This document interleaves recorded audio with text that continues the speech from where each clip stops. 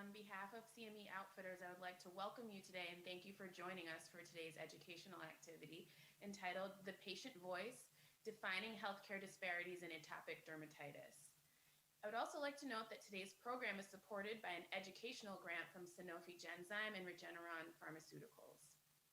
Today's activity is brought to you by CME Outfitters, an award-winning accredited provider of continuing education for clinicians worldwide. I would also like to encourage everyone to join us today on our live Twitter conversation at CME Outfitters. We'll be monitoring the Twitter feed and responding to your tweets as they come in. And one last item I want to note is that we're using an enhanced platform today that allows you to save slides, take notes on slides, answer polling questions, and send us your questions. Please look at the tabs on your screen and give us your feedback on the program and the platform as well. So as I mentioned, my name is Jenna Lester. I'm an assistant professor in the Department of Dermatology at the University of California, San Francisco, and I'm also the director of the Skin of Color program in the department. I'd like to take this time to welcome my colleague, Dr. Junko Takeshita, who's an assistant professor of dermatology, an assistant professor of epidemiology at the University of Pennsylvania Perelman School of Medicine in Philadelphia. Welcome, Junko, and thanks for joining me today. Thanks, Jenna. I'm happy to be here and have this discussion with you today. Great. So I want to begin today with the reason we're all here, the patient. Prior to the program, Junko and I partnered with CME Outfitters to survey patients with atopic dermatitis or their caregivers who've experienced disparities in their care firsthand to get their feedback about their journey. The first audio clip is about the burden of disease and challenges in receiving an accurate assessment for some patients with atopic dermatitis. Let's listen. She was about 9 years old, and I noticed that she was having a lot of redness and itchiness, always complaining about itchiness of her skin, and everything that we tried didn't work. When she turned 10, we went back to the doctor because we tried home remedies, and he diagnosed her with atopic dermatitis. It caused me a great deal of distress because it affected my appearance, but it was not properly diagnosed and treated until my college years. I do not feel like that dermatologist or any of the dermatologists I have visited accurately diagnosed or treated or really addressed my skin issues as a woman of color. It took nearly 15 years to get diagnosed, and it was a long time before I could get referral to a dermatologist. I believe this is the experience for most patients who often begin their symptoms in childhood or infancy and may not get diagnosed till at least 5 to 10 years later and without seeing a specialist. So as we've just heard from the patients themselves, our first learning objective is an important starting point, which is to recognize the clinical presentation of atopic dermatitis and its impact on the quality of life for patients of color. But first, we'd like to ask you, the audience, how confident do you feel in assessing disease severity of atopic dermatitis in people of color? Not confident, somewhat confident, confident, or very confident? Please vote now.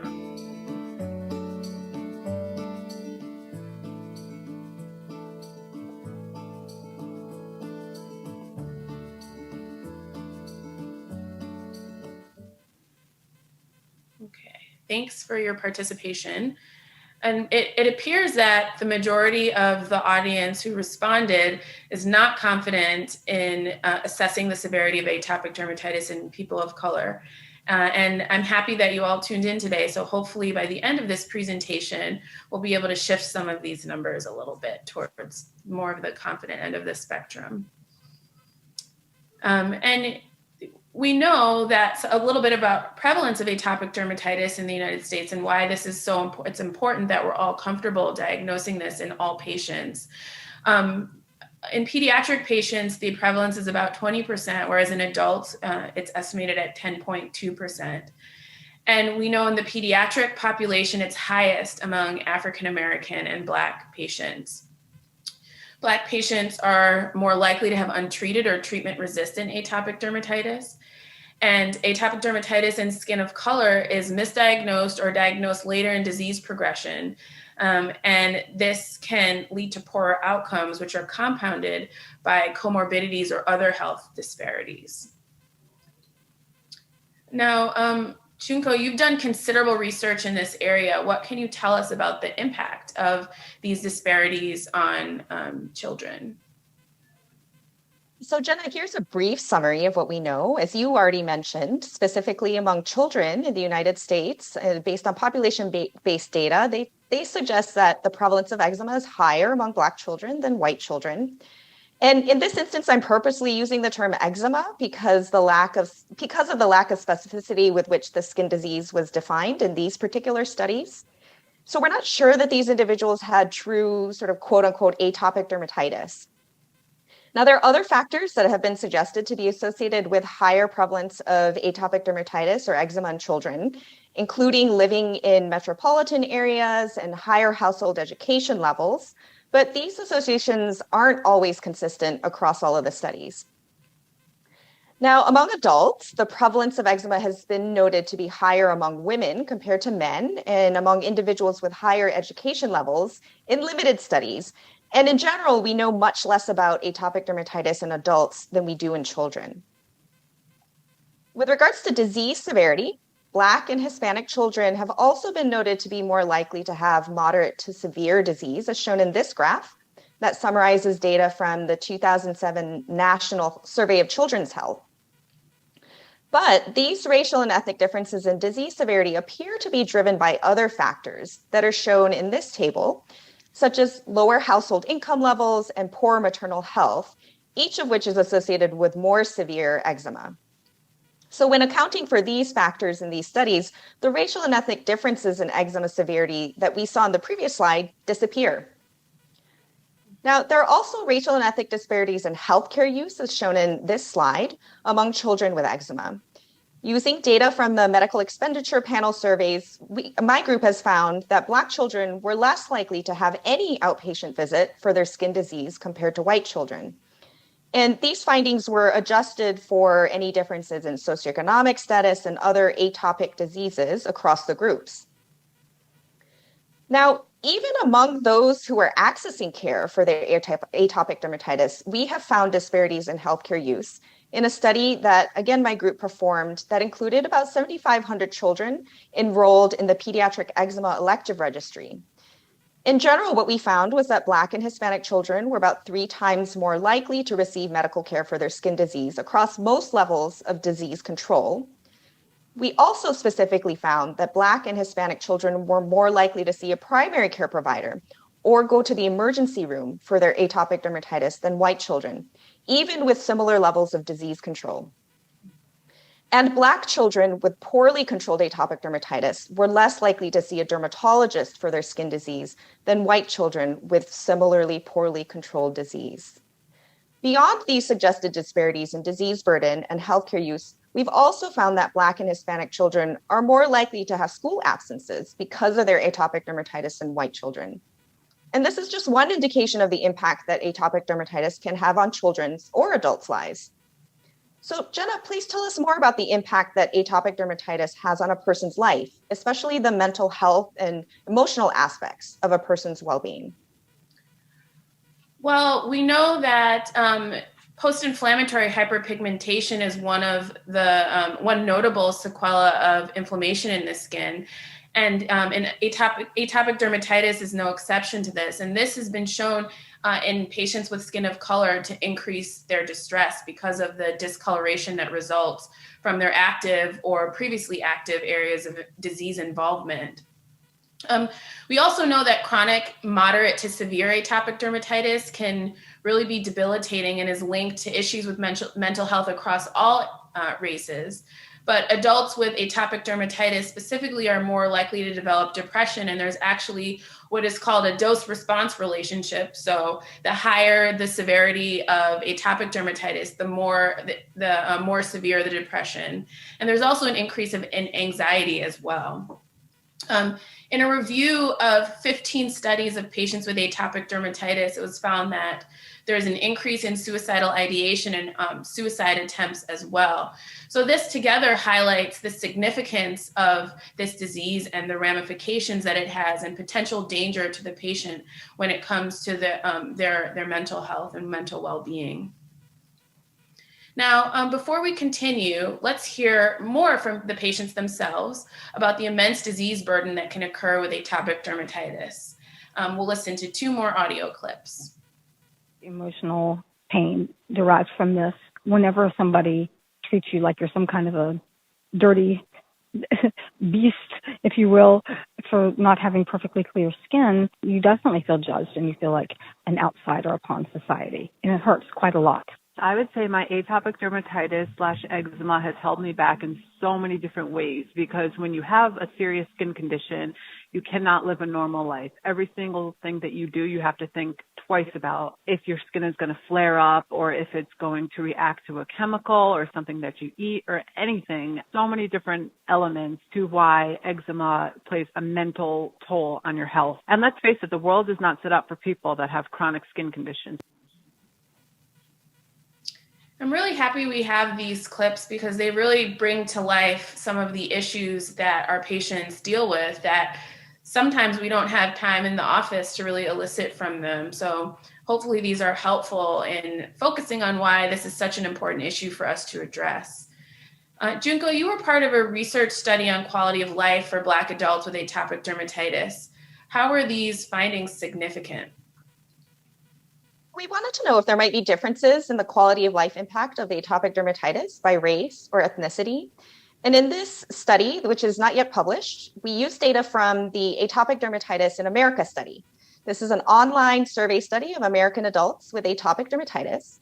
And we compare the impact of atopic dermatitis on their quality of life as measured by the commonly used Dermatology Life Quality Index instrument.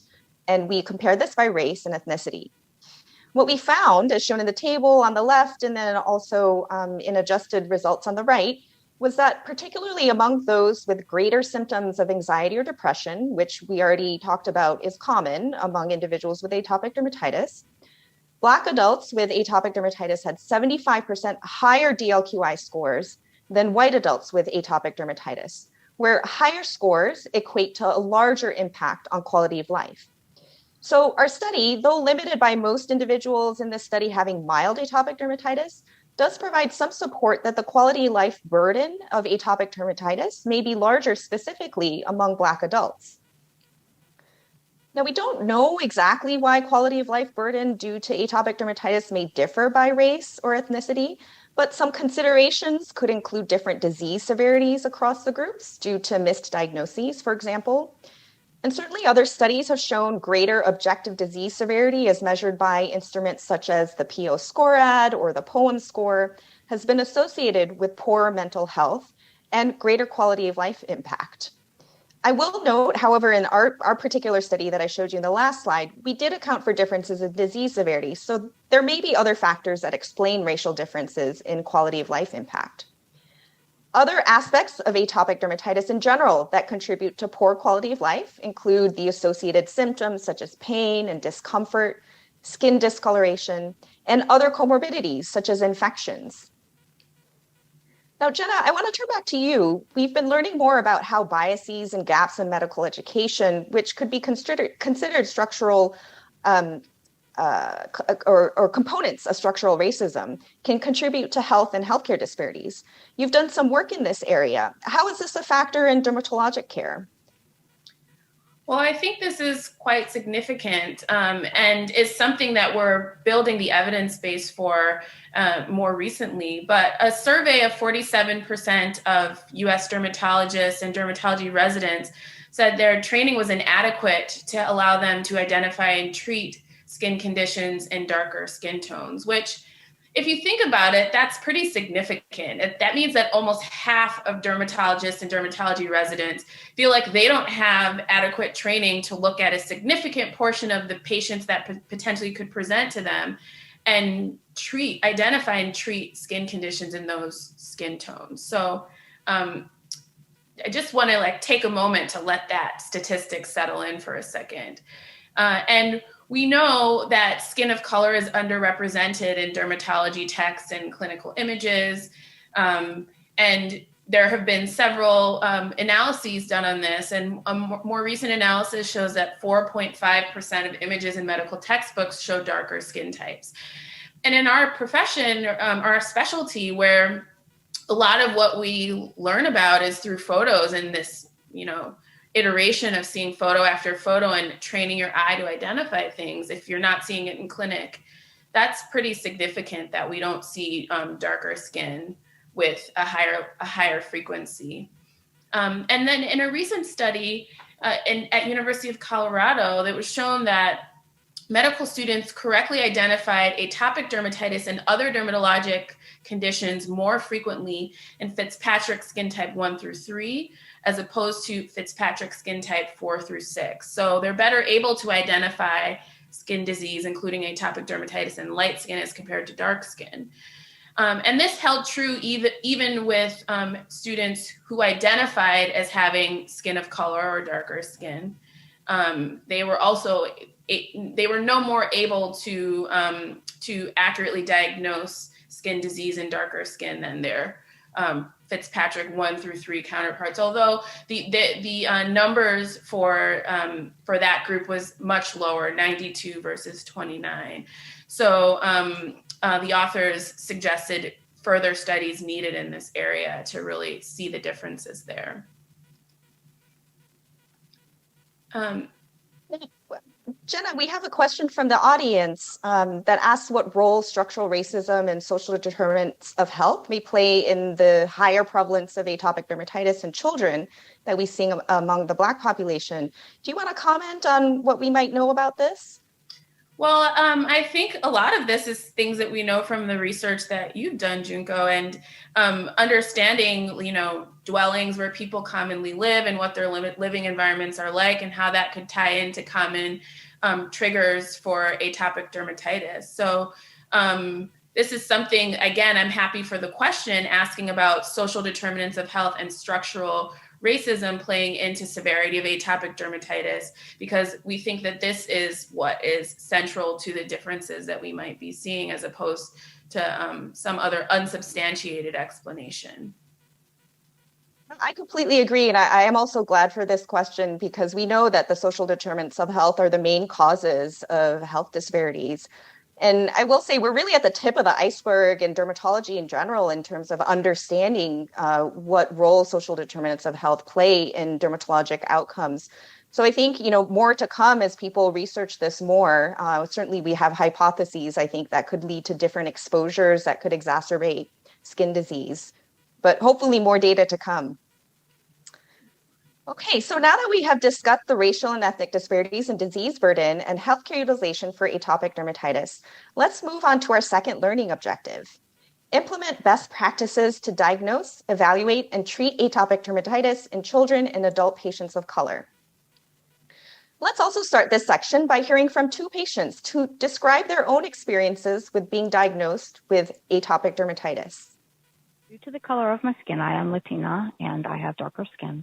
I think that there was some initial maybe misdiagnosis as to what was going on.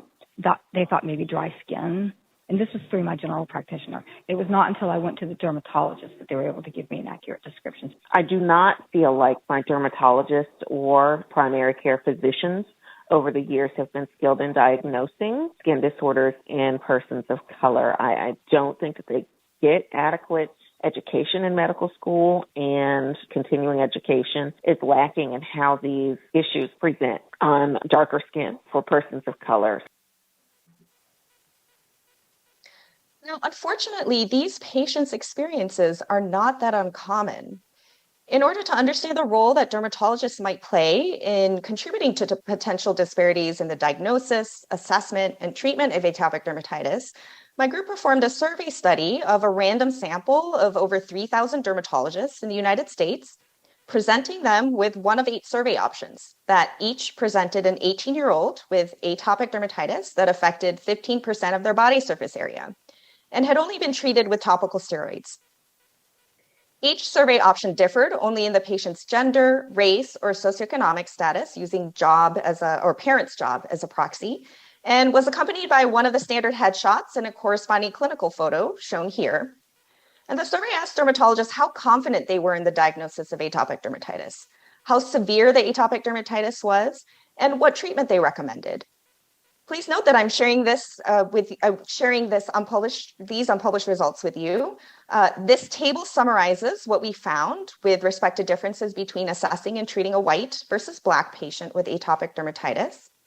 And we didn't find any significant differences in the confidence in diagnosing atopic dermatitis between Black and white patients. But we did find that dermatologists who received the Black patient survey were much less likely to identify the patient as having severe disease compared to dermatologists who received the white patient survey.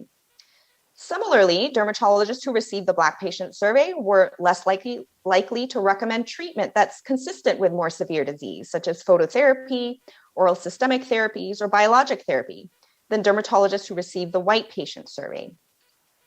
And this was largely due to not identifying the Black patient as having severe disease.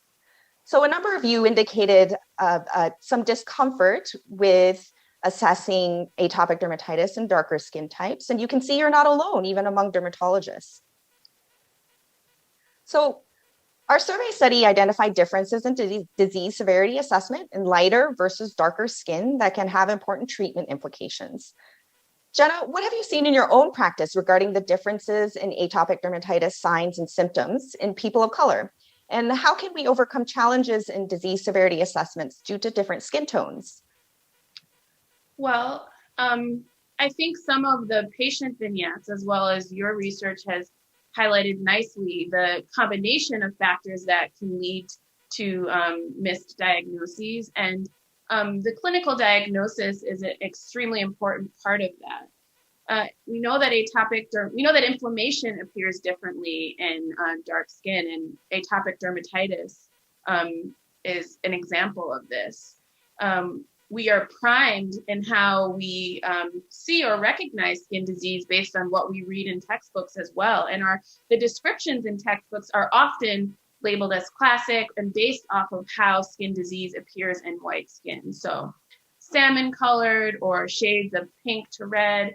And if that is what's echoing in your mind as you're looking at the disease on someone's skin, it might make it much more difficult for you to identify something as eczema or another inflammatory skin disease in dark skin. Atopic dermatitis related erythema can be much more difficult to detect on non-white skin. And this is due to a number of factors of color perception. And erythema, it actually can appear grayish or dark brown, red brown, magenta. And post-inflammatory areas or even actively inflamed areas can be hyperpigmented or hypopigmented. Now, this is directly related to the ways that we score severity of disease in atopic dermatitis. And we have a number of disease severity scales: the SCORAD, Scoring Atopic Dermatitis Index, the EASY Score, Eczema Area and Severity Index, and the IGA, or the Investigator's Global Assessment. And each of these contains an erythema as part of their measurement.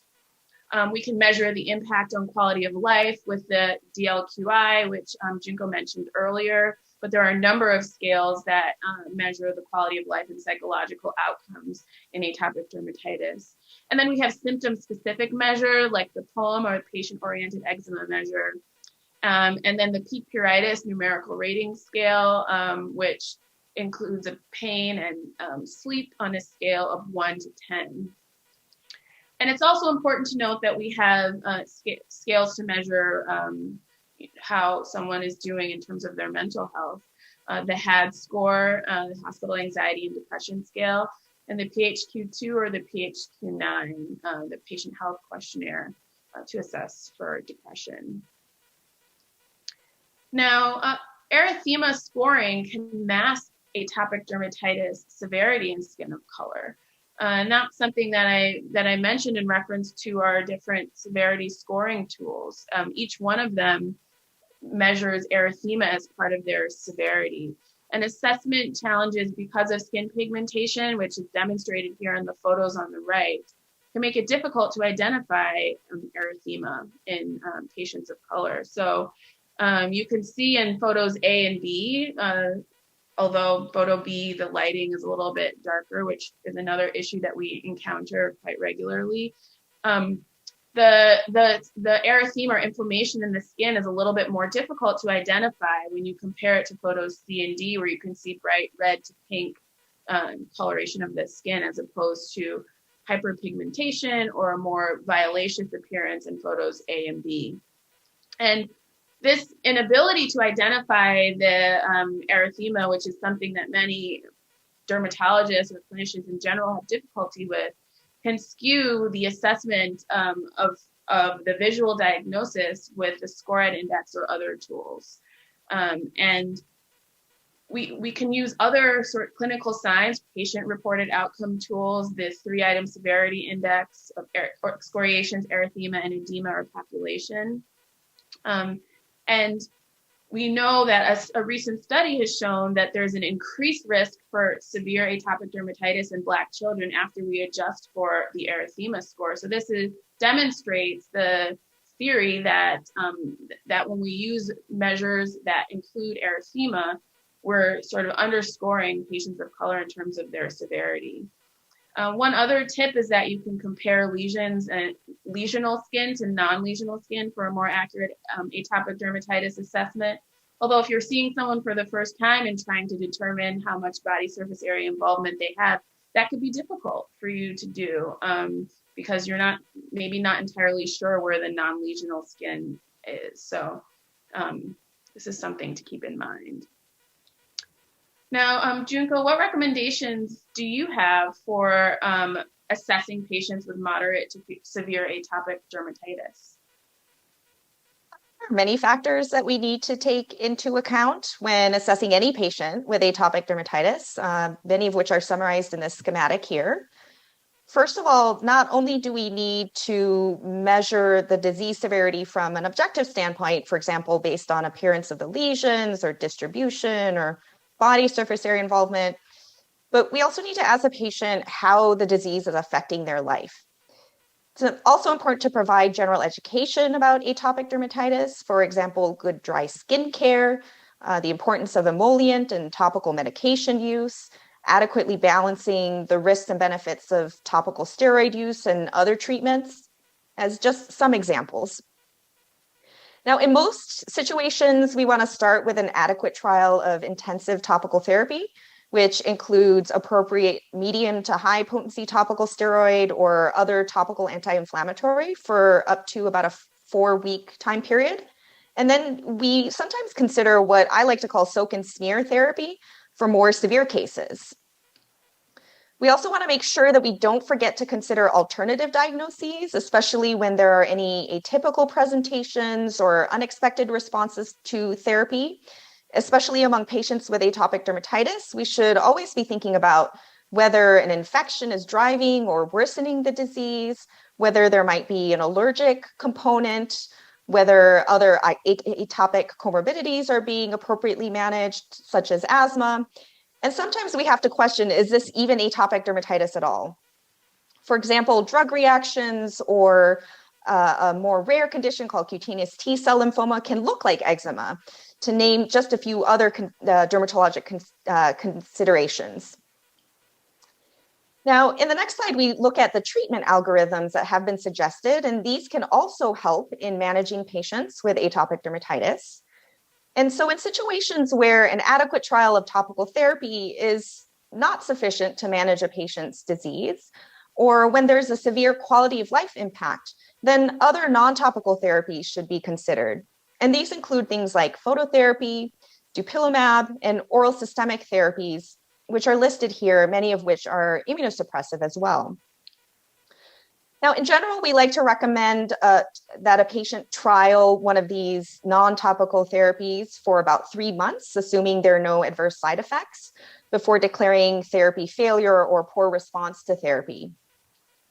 It's also important, as somebody asked in the questions actually, to consider multidisciplinary care for other atopic comorbidities, such as asthma or seasonal allergies or allergic rhinitis. Or if a primary care provider is managing a patient with more severe atopic dermatitis, and in particular, if they don't feel comfortable with the more severe disease, to get a dermatologist involved. So this is an example of what clinicians are recommended to do in their management of patients with atopic dermatitis. But what are the patient's experiences with and perceptions of treatment? Let's hear from our patients again. Considering that there's not too much medication to help eczema at the moment, as far as I'm aware, other than topical steroids, I don't believe it was the doctor's fault, but more the amount of variety of medication for atopic dermatitis. Most dermatologists that you come across, this is not a patient-doctor communication. This is a doctor knows best, and the patient is just there to take what is given to them. There are a couple of things I want to note about what these patients shared. First, I think the first patient highlights the knowledge gap that exists among patients with regards to the growing number of options we have to treat, especially more severe atopic dermatitis. And the second patient brings to light an unfortunate experience of more of a one-way rather than two-way conversation with their dermatologist. And ideally, we really want this to be a shared decision-making process between a patient and their clinician in deciding on a management plan. These experiences can have major impacts on the treatments that patients receive in real life and can contribute to treatment disparities. In fact, in one single center study of about 20,000 adults with atopic dermatitis between 2013 and 2018, some differences in treatment patterns were noted between Black and white patients, where Black patients were less likely than white patients to be treated with non-steroidal topicals or dupilumab, as shown in this, particularly in the graph on the left. Now, while this study didn't account for likely existing differences in sociodemographic factors such as income and insurance that may actually be causing these racial differences, we are seeing here that there is a potential treatment disparity that deserves further investigation. Jenna, what are your thoughts about these findings and what might be some of the reasons for these treatment differences? Well, I think there could be several things. And I think, as you mentioned, we need more investigation into this. But I'm thinking about a lot of the other data that you've already presented, and the fact that Black patients are less likely to be seeing a dermatologist for their atopic dermatitis care. This could impact the prescriptions that they're getting. Someone in the questions is a primary care physician, and they asked if they can prescribe dupilumab or should they refer these severe atopic dermatitis patients to a dermatologist, as access and availability is an issue in their small town. And I would imagine that there are a number of other providers who feel the same way. And they're like, it takes 6 months for my patient to get in to see a dermatologist. Should I just prescribe the dupilumab? And maybe in the end they don't, because they don't feel comfortable. And I know that I face a lot of issues getting some of these medications covered, but as someone that prescribes them quite frequently and who has help from pharmacists within our department getting these medications covered, we're often able to. But outside of the dermatology environment, I could see how that might be an issue. I think that possibly is, it can account for some of these differences. But I do think more investigation is necessary. Now, one of the more alarming aspects of the COVID-19 pandemic is the disproportionate harm that it's caused in historically marginalized groups in the United States. The pandemic has had less visible effects on diagnosing and managing atopic dermatitis and other dermatologic skin conditions, but this brings us to our third learning objective, which is to evaluate the latest evidence regarding healthcare disparities in patients with atopic dermatitis and the impact of COVID-19 on the care for patients of color with atopic dermatitis. First, let's poll you, the audience, about one effect of the pandemic across healthcare, which is an increase in telehealth. So how confident do you feel using telehealth to assess atopic dermatitis in people of color? not confident, somewhat confident, confident, or very confident.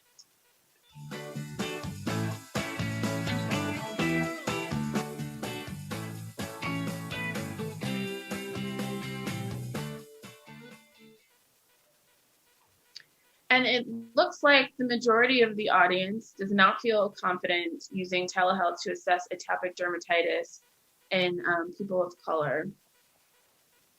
And, you know, I think it's good, again, to realize that you're not alone in this, even among other dermatologists. In terms of the impact that COVID-19 has had on atopic dermatitis care, in a global web-based survey of 733 dermatologists, we found that it was found that there's been a decrease in in-person consultations, a decrease in in-office procedures, but an increase in telehealth or teledermatology use. 75% now post-pandemic or intra-pandemic as compared to pre-pandemic. And 68.6% of surveyed dermatologists expect to use teledermatology in the future. So it's pretty important that we all recognize the limitations of this or the issues that this can cause, as it seems to be something that many of us plan to continue to use. And it indicates a profound and immediate impact on dermatology care, although we don't know the true effect on atopic dermatitis care at this time. So the chart on the right shows interesting information on the utilization of telehealth as opposed to other forms of care for different patient groups. And as mentioned in the previous slide, there's been an unprecedented expansion in telehealth. So it's really important for us to understand these trends and figure out how we can improve them.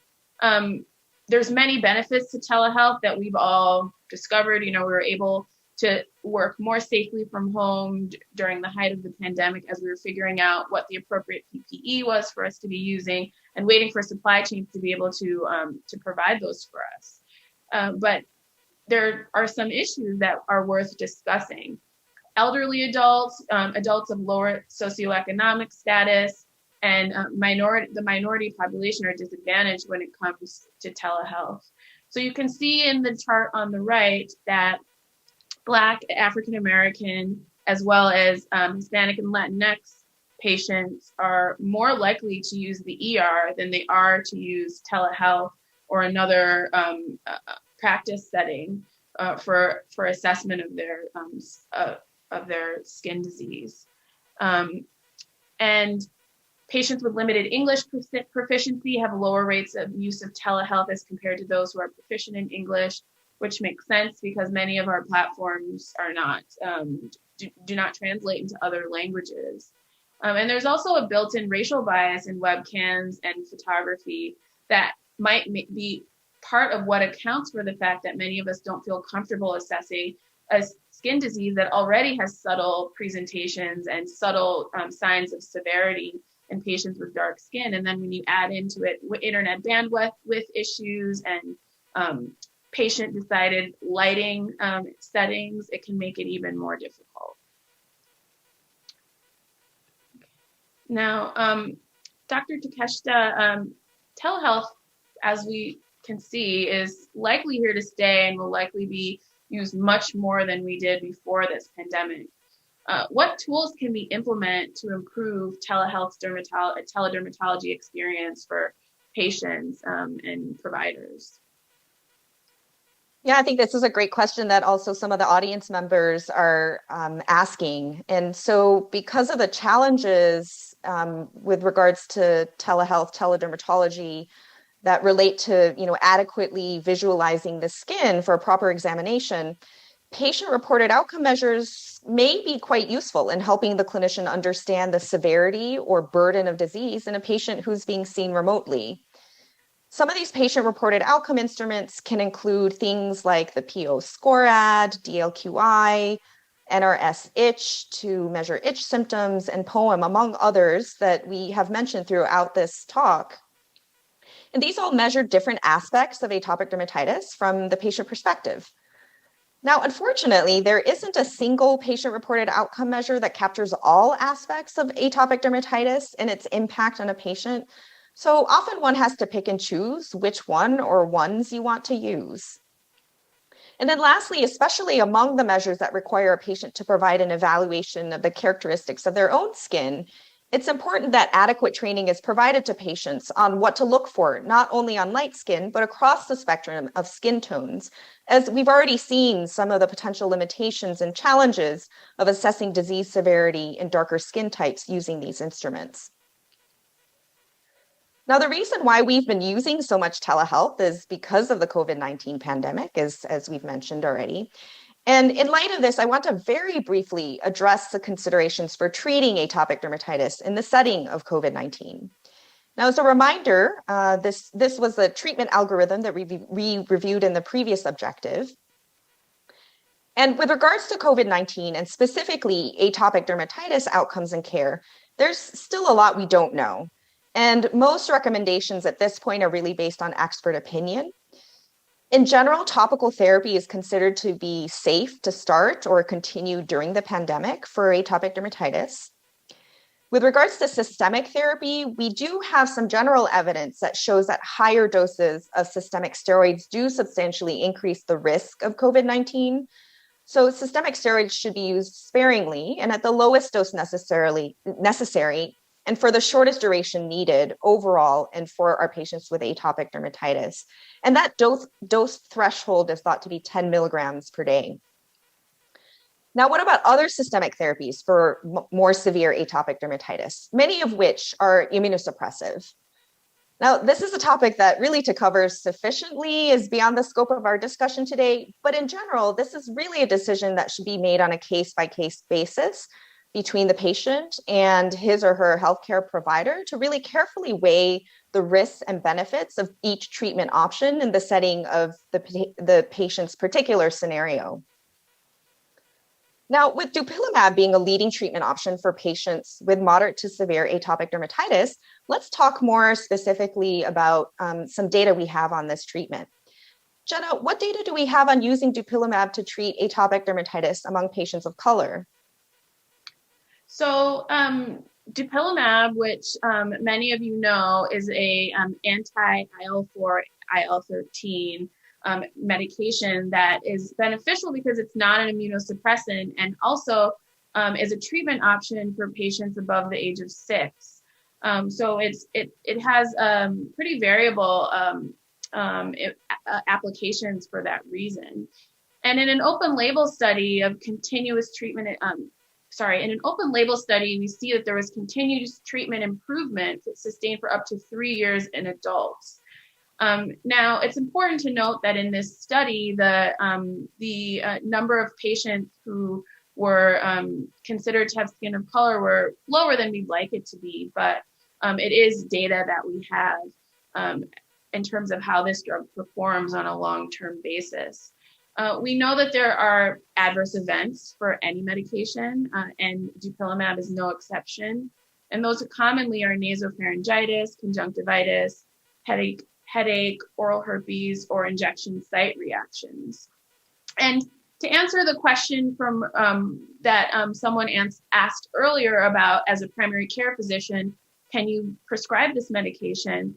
I think this really depends on comfort level. And I think that there are even some dermatologists who may decide to make a referral instead of prescribing this themselves. I think it is because it doesn't require a long-term drug monitoring. It's something that if you become comfortable with it, you may feel confident enough to do that. And I think it certainly, as we can see, provides benefit for your patient. So if you're in a small town, as I think the person asking this question is, and it would be a significant wait for a dermatologist, this is something to consider.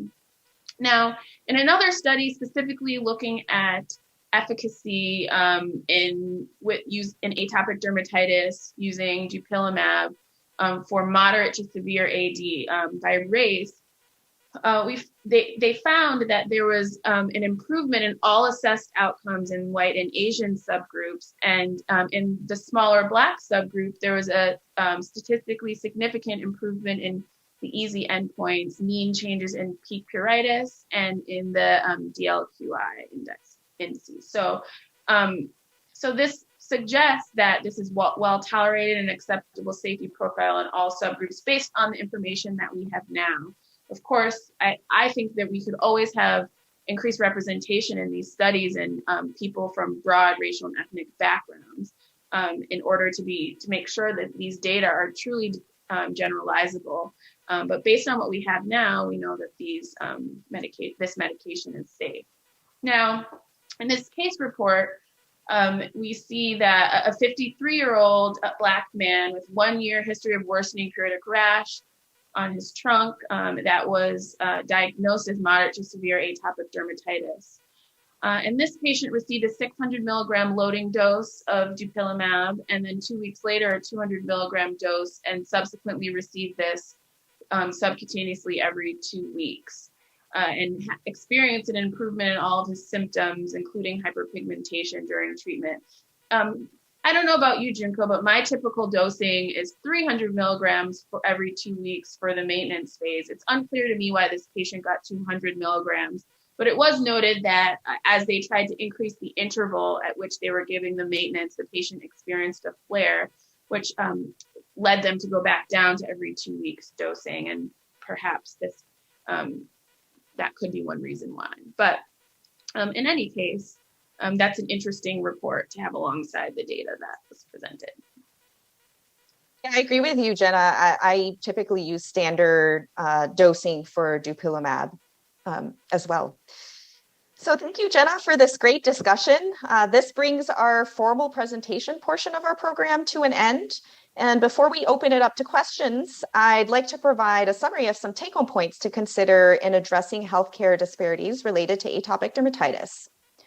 First, it is important to identify the inequitable processes that contribute to racial and ethnic differences in the prevalence, assessment, and treatment of atopic dermatitis, both in children and among adults.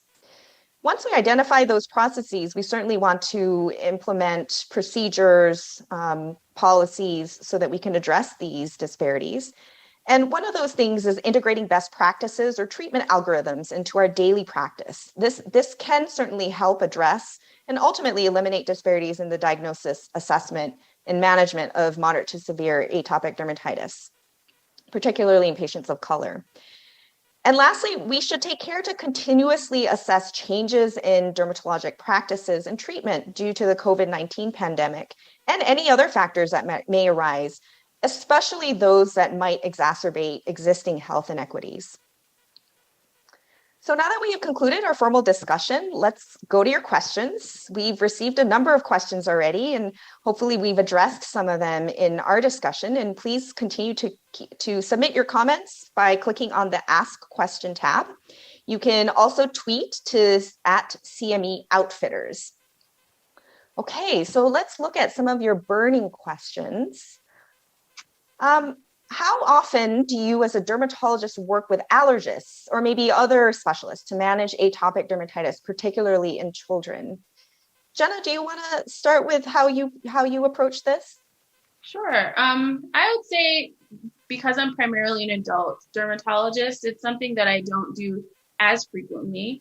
But as we discussed in our treatment algorithm, when you're treating someone and you're doing the typical topical therapy, or even if you've moved away from that and are, using systemic therapy or even phototherapy, if you're finding that the case is still recalcitrant to treatment or there are certain areas that are not clearing, I think considering other things like contact dermatitis or contribution from a systemic intrinsic allergy is appropriate. And in that case, I may involve an allergist. What do you do, Junko?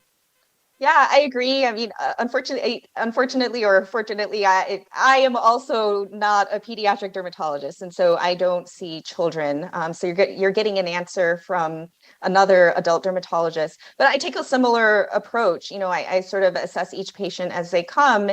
And, if there is a concern, particularly for some sort of allergy that may be contributing to or exacerbating the disease, I think it's absolutely appropriate to refer to an allergist and get some input. Additionally, if the patient has sort of comorbid allergic rhinitis or other allergies, which are quite common among these populations, absolutely getting a specialist on board. And I think, sort of similar approach to individuals who have comorbid asthma also. So there have been a number of questions with regards to patient-reported outcomes, as well as, instruments to measure disease severity, both in general, what do we use, what's recommended, and then also, how do we best use these instruments in patients of color? Maybe I'll take an initial stab at this, and then I'll ask you what you do, Jenna. With regards to disease severity measures, there are a lot of really great ones out there. I think for me, in my practice, the main limiting factor is how long the instrument is and how much time it's going to take. So from the standpoint of, not taking up too much time and simplicity, I personally measure a body surface area, and then I also do a global assessment. And so that's my approach in terms of instruments. Maybe we'll tackle the tips and how to approach this among patients with darker skin types next. And I'll ask you, Jenna, what instruments you use first. I also think that it's helpful to have a more objective measure. So for that, I tend to use to measure a body surface area or estimate a body surface area. But I tend to find the peak pruritus score to be quite helpful, especially because it allows the patient to express how this is impacting them and give sort of a patient assessment on how this is impacting sleep and pain, etc. And so we have both a more objective sort of investigator or physician generated data point, as well as a patient generated data point, that both of which we can track over time. And the next question was about looking in assessment in patients with darker skin types. And I can explain how I approach that. First, I think lighting is incredibly important, and making sure your natural light is the best way to see any skin type, I think. So getting near a window, or if a patient is sending you a photo, having them go outside. And that's because there are some contour and some skin textural changes that might be the only thing you see: follicular prominence, patullousness of the eccrine glands. You can see swelling around the adnexal structures in the skin, and very subtle erythema occasionally can be observed. And I also sometimes ask the patient, if it's difficult for me to tell, does this skin look normal to you? Does this skin look more red to you? Because they're often a good measure of that as well. Junko, how do you approach this? Yeah, I absolutely have a similar approach. And I also really like to ask patients, what does your quote unquote normal skin look like? And is this abnormal or normal to you? Because, that's their skin and they're looking at it every day. So I think they're the best judge and can be really, really helpful. With regards to, using the instruments and how we can better use them, I think from that standpoint, I think it's really education, making sure that people are using these instruments, know what to look for, what quote unquote erythema looks like in different skin types, and making sure also in the training modules for these instruments that we're looking at pictures of atopic dermatitis across the spectrum of skin types, so that people really know what they're looking for in assessing. And I think that in part, can answer some of the questions that have come in with regards to, what can we do to address some of these disparities that we've talked about. I think a lot of it is education. What are your thoughts, Jenna? I totally agree. Education is incredibly important. Awareness of these issues so that we have more balanced image representation in publications.